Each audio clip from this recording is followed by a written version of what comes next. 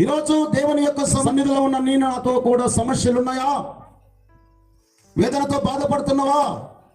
కన్నీళ్లతో దుఃఖిస్తున్నావా? తట్టుకోలేని శ్రమలు నీకు ఎదురాడుతున్నాయా?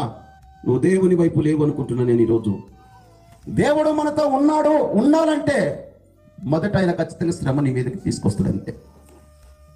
లోకములో మీకు శ్రమ అయినను లోకము మిమ్మల్ని దేశించినలా మీకంటే ముందుగా నన్ను దేశించింది.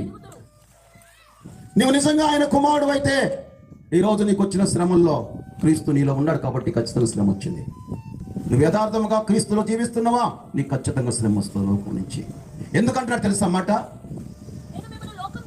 నేను మిమ్మలను లోకముల నుంచి ప్రత్యేకముగా ఏర్పరచుకుని. కొట్టండి సప్పట్లు. అందుకే లోకం మిమ్మల్ని దేశిస్తుంది. అందుకే లోకములో మీకు శ్రమ.